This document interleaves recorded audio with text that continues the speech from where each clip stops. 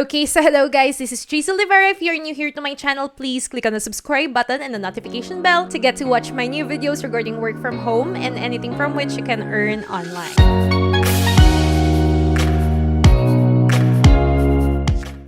So right now guys, this is the Google Sheet financial record. Ito yung ginagamit ko guys. And disclaimer lang, hindi ako yung gumawa nitong Google Sheet na ito. I found it somewhere sa Facebook group ng mga financial experts, ayan. So shout out po no sa gumawa nitong Google Sheet na ito because talaga naging convenient sa akin yung pagre-record ng income, ng expenses and everything else. And gusto ko ring i-share ito sa mga viewers natin because most of you guys totally requested for this. Syempre, gusto ko rin naman makatulong din sa inyo in order for us no to grow financially together. O, diba? Bongga. Alright. So, before ko i-share din sa inyo kung paano nyo pwedeng ma-download itong Google Sheet financial record na to, don't worry guys. This is totally for free. Okay? Hindi na nga ako gumawa nito. Pagkakakitaan ko pa. So, this is totally for free.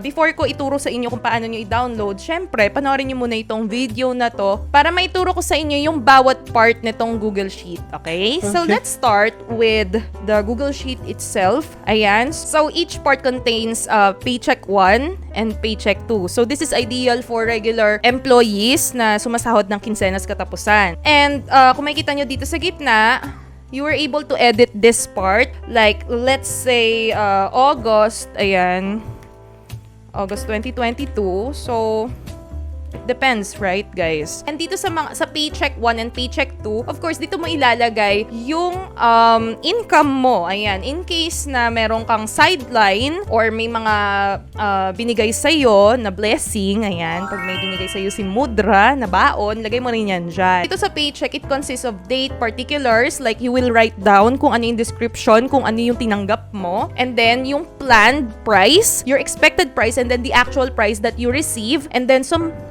notes. Okay? And automatically, guys, it will add up here sa total income. And then next, here we have our saving. And then, it's the same. It consists of date, particulars, plan, actual price, and notes. We have here total savings and your leftover budget. Yung leftover budget is the difference between the paycheck and, of course, your savings. Okay? And then, sa fixed expenses naman, and ang difference lang dito, guys, sa notes is you were able to choose kung ano bang klaseng expenses siya. Is it savings, wants, needs, investment, sinking, or debt. Okay? So, dito kasi sa fixed expenses, dito mo naman ilalagay, let's say, yung bills, ayan, yung groceries, so yung mga hinuhulugan mo, yon dito mo ilalagay sa fixed expenses. So, dito naman sa baba, guys, is, dito naman tayo sa investment. Of course, it's really important na mag-add tayo ng fund monthly or on a regular basis sa investment. So, pwede dito yung mga real estate, like if meron kang hinuhulugan na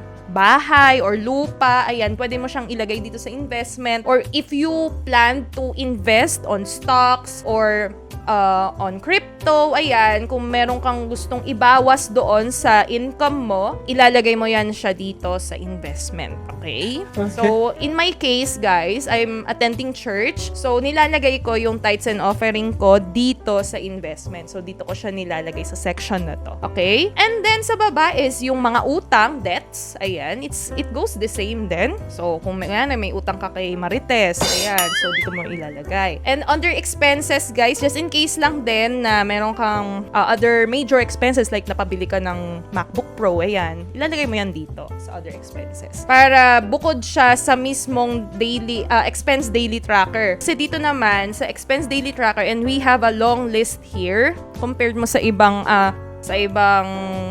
section. Dito kasi guys is yung mga maliliit na ginagastos mo sa pang-araw-araw na buhay. Ayan, let's say kumain ka ng fishball, kumain ka ng nagsamalamig ka. Yan, dito mo yan ilalagay. Or yung mga pamasahing nagagastos mo araw-araw, you can also put it here. Let's say meron ding bigla ang ambagan sa school. Yan, dito mo rin yan ilalagay sa expense daily tracker. Alright? And then same goes with expense daily tracker. It has the same data and also total expenses mag-a-add din siya dito. Yun nga lang guys, hindi connected si expense daily trackers sa mismong income natin dito. Kaya ang ginagawa ko, nilalagay ko yung total ni expense daily tracker dito sa other expenses and I will show it to you later. Alright, so it goes the same then on the other side. Paycheck 2 nga lang siya. So dito naman tayo sa gitna, guys. And what's interesting here is makita nyo yung inyong finance overview, your overall expenses in savings, fixed expenses, investment, debts, and others. And then dito, guys, you have the option to change dito sa monthly income overview. Kasi ako, ang ginagawa ko is binubukod ko yung income ko when it comes to YouTube, sponsors, app referrals, and affiliates. Okay? Nilalagay ko yan siya here. So, you can manually put it, the prices here, like yung total income mo sa bawat isang selection or bawat isang classification ng income mo. So, ayan. And I also put here my financial goals. So, you can put yours as well here. Like, sana mag-increase ng 1,000 yung income ko, yung mga ganon. And ito naman, guys, yung blank box dito is, dito lalabas yung pie chart ng mga expenses nyo. So, as of right now, kasi wala pang nakalagay na kahit anong data, kaya blanco pa yan. And here, you can put, sayings dito sa box na to for just to motivate you to save better and to earn much more. Okay, so this time we have a sample on how to use this type of Google Sheet financial record. So ito, guys, hindi to based sa income ko, sa sa expenses ko. This is just an example. So ayan, for example, itong si Ate Girl, ayan, taray. Si Ate Girl ay nagkaroon siya ng payroll sa kanyang unang paycheck ng 20,000 pesos. Ayan. And then, sumasidelight siya sa marketplace. Kumita siya ng 5,000 pesos. So, diba? Tapos nag-part-time job pa siya sa online jobs PH, kumita siya ng 5,500. Ayan, so all recorded yan dito sa kanyang first paycheck. And then sa earning apps, kumita siya ng 550 kasi nakasubscribe siya kay Jazel Rivera. Ayan, diba, bongga. And then ito, may jowa siya. Binigyan siya ng pang milk tea or pang Starbucks. Ayan. So meron siyang 1,000 pesos. O, diba? And then naka-receive siya ng baon from her mom. Naka-receive siya ng 4,000 pesos. And with the total of 36,000, yung kinita niya sa unang niyang paycheck. Ayan. Ayan, nasa-segregate na rin dito. Just a sample, guys. Meron siyang time deposit na worth 5,000 pesos sa BPI. It's all recorded here. And nandito na yung leftover budget niya. Ayan. With the total of 31,000 na yung leftover budget niya. And then for her fixed expenses, dito sa paycheck 1 niya, for the first 15 days of the month, meron siyang rent na worth 5,000 pesos. Then yung nagmamotor siya. So, hinuhulugan niya yan ng 8,000 pesos per month. Ayan. And then sa gas, gumagastos siya ng 1,000 pesos per month. Ayan. So, buti na lang medyo malapit yung workplace niya. And then for food, guys, ito yung mga groceries, it's 3,000 pesos per month na po yan. So, ang leftover budget niya is only, 14,000 pesos. So, for the investment, so si Ate Girl kasi nag-invest siya. Ayan, diba? So, nag-invest siya sa Tesla ng 2,000 pesos and 1,500 pesos lang yung actual na niya. So, yung plano pala niya yung 2,000 pesos and then 1,500 pesos lang yung na-invest niya actually. And then for her tithe sa church, ayan, nag-attend siya sa church, very good siya. So, for her first paycheck kasi, guys, 36,050 pesos. That's a 10% of your income. Ayan, nasa na tayo? Sa investment, ayan, 3,600 for the church. Ayan, guys, so yan yung tithes niya. And gusto pa niya mag-offering, syempre. Kalimutan natin maglagay ng offering. Ayan, nag-offering siya ng 1,000 pesos. So, nilagay ko yan sa investment because this is, eternal investment. Ayan, guys. Okay, so, ayan, guys. Meron na siyang total budget or leftover budget niya is 7,445 pesos. Ayan na yung leftover niya. So, ito na yung natira sa kanyang budget for this paycheck. And then, buti na lang wala siyang utang. Ayan. And then, here we have the expense daily tracker which is recorded yan and naka-breakdown yan dito sa baba. So, let's say, nagturo siya 50 pesos and nag-samji siya kasi birthday ng kaibigan niya, ayan, 500 pesos. Ang kanyang leftover budget actual is 7,395 pesos. So, if you have other more expenses na extra, mas maganda sana save niyo yung mga resibo and nilalagay niyo siya dito sa expense daily tracker ninyo. Ayan, so good thing. Ayan, meron pa siyang 7,000. Pwede niyang i-save or pwede pa niya yung itabi. Okay? And for the paycheck 2 naman, guys, Here, we have a paycheck 2. So, ang na-receive na lang niya on June 30 is yung kanyang payroll, which is 20,000 pesos. Kasi 40,000 a month siya. Medyo middle class, gano'n. Okay? And, so sa baba, hindi na siya naglagay ng savings niya dito kasi yung monthly time deposit niya sa BPI is 5,000. So, hindi na siya naglagay dito ng savings niya. And then, sa investment, guys, is of course, PhilAm Life. Let's say, nag-PhilAm Life siya, 2,000 per month. And then, ayan, hindi siya naglagay ng tithes niya. Ba't di ko siya naglagay ng tithes and offering niya? So, let's say, syempre, 10% of your income is your tithes sa church. And then, offering is, let's say, 700. Ayan. Or 1,000 na rin, sige. So, ayan, 1,000 pesos yung kanyang offering. So, klaro ko lang guys, hindi naman lahat is nagta-tithes and offering sa church. Hindi naman lahat members sa isang church. So, clarify ko lang, hindi si God or hindi si Lord yung may kailangan ng pera, kundi yung gawain niya. Okay? Na para maipalaganap yung gospel. Okay? Para ma-reach out yung mga iba't ibang people to build churches there. And then, ayun. So, klarohin ko lang kasi minsan may nang babasyakin about that. Kasi iba yung paninimala ng bawat isa. So, let's just respect each other, okay? Let's just respect each other. Let's say, ito yung kanyang investment for this paycheck 2. And then, sa fixed expenses niya, dito na niya nilagay sa paycheck 2 yung kanyang electric bill, water bill, ayan, yung miscellaneous, yan yung mga panlaba, ayan, and then yung ano pa kasi, pang makeup niya, ayun, pampaganda, tiis ganda, ayan. And, di ba nag-birthday nga yung friend niya, nag-Samji sila, nag-gift siya ng worth 1,000 pesos sa Shopee para kay Marites. Ayan.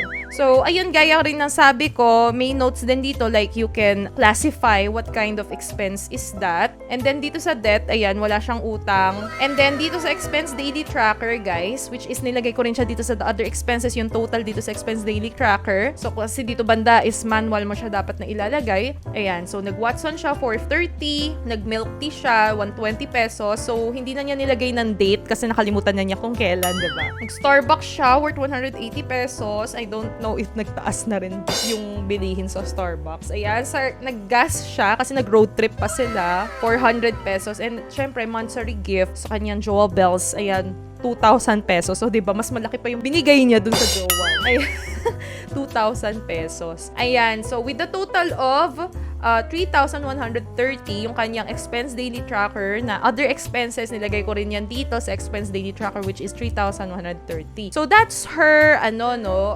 sample financial record dito sa ating Google Sheet. And here, may kita natin dito yung finance overview. Ayan, bonggang-bongga. Makita mo dyan yung mga ginastos niya or yung mga gagastusin mo in case na gagamitin mo rin tong Google Sheet na to sa isang buwan. Ayan, yung savings, yung fixed investment, others, with total of 44,600. So, diba guys, hindi nyo namamalayan na yung ginagastos pala natin sa isang buwan ay umaabot na rin pala ng ganito pag hindi tayo nagbabudget. Ngayon, magiging aware ka na, hala, ganito pala nagagastos ko buwan-buwan. Diba? So, yun yung kagandahan ng meron kang financial record. Kahit pa malaki, maliit yung natatanggap mo, maganda, nilalagay mo yan dito sa Google Sheet. Okay? And dito sa monthly income overview, ayan, makikita lang dito yung total. Naka-total yan dito sa mga cells kung saan nakalocate yung actual income mo sa paycheck 1 and yung actual income mo sa paycheck 2. Okay? So, with a total of 56,000 yung na-receive niyan sa isang buwan. Okay? Medyo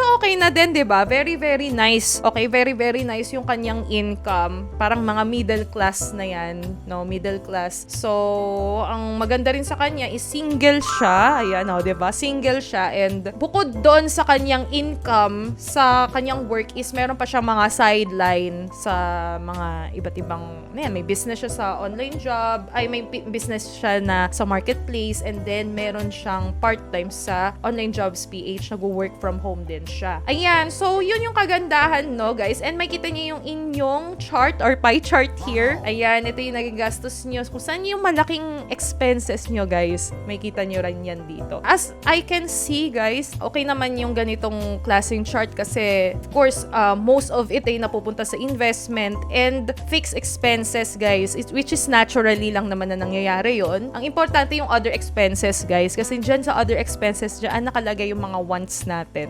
Okay? Most of our other expenses nakalagay dyan sa wants. And then dito pwede natin i-classify yung kanyang financial goal. Ayan, want to reach, let's say, 10,000 pesos on my online jobs.